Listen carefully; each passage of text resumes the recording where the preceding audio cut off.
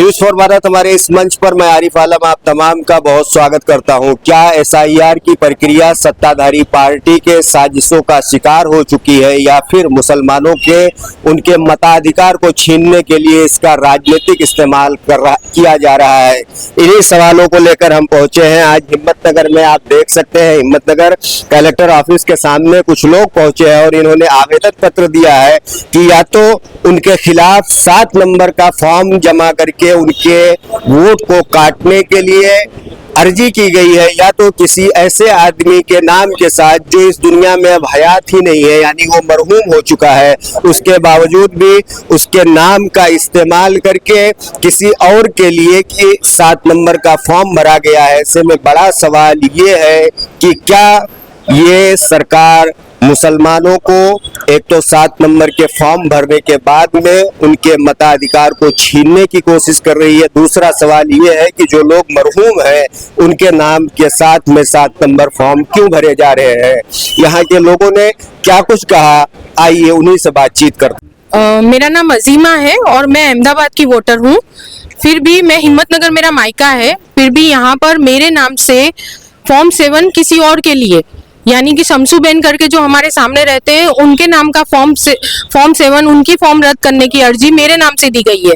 तो ये जो फ्रॉड हो रहा है, इस फ्रॉड के खिलाफ आज हम कलेक्टर ऑफिस आए हैं और कलेक्टर साहब को हमने आवेदन दिया कि इस तरीके के फ्रॉड रुकने चाहिए और इस तरीके के फ्रॉड होने ही नहीं चाहिए, और जो फ्रॉड हुए हैं उनके ऊपर पुलिस कार्यवाही और कोर्ट कार्यवाही होनी चाहिए। दूसरा कि जो हमारे पापा 2 साल पहले जो गुजर गए हैं उनके नाम से भी किसी और के फॉर्म 7 भर दिए गए हैं।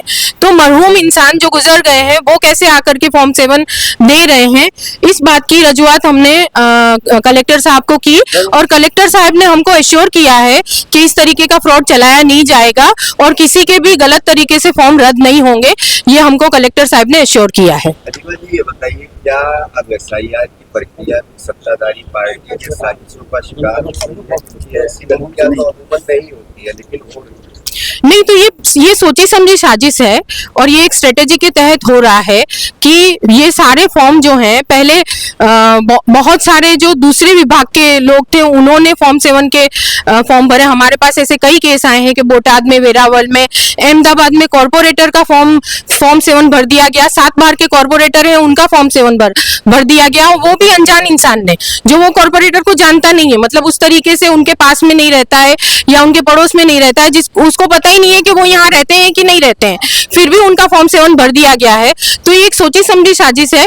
ये हमारे खिलाफ भी इस्तेमाल हुई है। चांदनगर में मेरे पापा का और मैं दोनों लोगों की तरफ से फॉर्म 7 भर दिया गया है। तो ये एक साजिश के तहत हो रहा है मुसलमानों के वोट काटने के लिए। मेरा नाम सरफराज अंसारी है और हमारा भाग नंबर 108 पड़ता है, चांदनगर विस्तार, और हमारे यहाँ से 290 कैंसल के फॉर्म भरे गए थे 7 नंबर के। तो हमने इसके पीछे मेहनत की और ये है जो आप देख रहे हैं, रिटायर्ड नायब मामलतदार की वाइफ है, बराबर, और उनके ऊपर 7 नंबर का फॉर्म भराया हुआ है और इनकी हमने डिटेल डाली है 2002 की खुद की, और इनका चुटनी कार्ड और आधार कार्ड हमने लगाया है, ठीक है। फिर ये है मिलिट्री के अंदर, अभी नौकरी इनकी चालू है, उनका खुद का नाम कटिंग में आया है, 7 नंबर का फॉर्म इनके विरुद्ध में भराया है। इनके अब्बा का नाम है 2002 के लिस्ट में, और इनके अब्बा का चुटनी कार्ड और इनके अब्बा का आधार कार्ड। इनके अब्बा भी सरकारी नौकरी में है BSNL के अंदर, ये भी सरकारी नौकरी वाले हैं। सब ज्यादातर हमारे यहाँ पर सब सरकारी नौकरी वाले हैं, सब हम तैयार करके डॉक्यूमेंट तैयार करके ही लाए थे। और मेरे अब्बा सरकारी नौकरी में थे BSNL में, और ये 15 साल पहले मर चुके हैं और उनके नाम से भी 7 नंबर का फॉर्म भराया गया है, साबुद्दीन मोहम्मद अली अंसारी।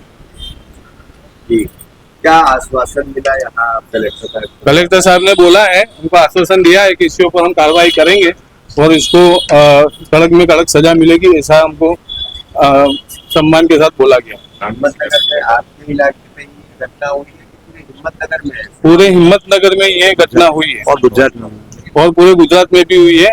तो सरकार से और प्रशासन से यही हमको उम्मीद है कि वो इसके ऊपर एक्शन लें और जो गुनहगार है उनको पकड़े। आपको लगता है कि मुसलमानों को जानबूझ के ऐसे साजिश का शिकार बनाया जा रहा है ताकि उनका जो मताधिकार है उसको छीना जा सके? हाँ, ऐसा हमको अंदेशा है। और हमारे जो फॉर्म भरे हुए हैं 290 ज्यादातर हमारे ही फॉर्म है। इसमें सिर्फ 2 फॉर्म ऐसे है कि है और बाकी के 288 है ना फॉर्म हमारे ऊपर आज एलिगेशन हुआ है 7 नंबर से। और जिन लोगों ने फॉर्म भरा है वो किसके साथ जुड़े हुए हैं? कोई आम आदमी है या कोई खास पार्टी के साथ उनका जुड़ा हुआ? अब वो हमें मालूम नहीं है, मगर वो तो अब कलेक्टर साहब ने हमको आश्वासन दिया है, वही करेंगे। इसके पीछे कार्रवाई उसमें हम तो नहीं कह सकते, मगर हमको जो रजूआत करनी थी हमने कर दी है कलेक्टर साहब के सामने। प्रिंसिपल अब्दुल रऊफ खान। कहाँ रहते हैं आप? चांद नगर में। क्या दिक्कत हुई और कहाँ आए थे आज? ये इसलिए आए थे कि जो फॉर्म नंबर 7 जो भरे गए हैं वो किसी डिसीज ने भरे हैं, विच इज नॉट पॉसिबल। तो जो लोग हयात है उनके अगेंस्ट में फॉर्म 7 भरकर उनको फ्रेंचाइज से महरूम करना ये जस्टिफिएबल नहीं है।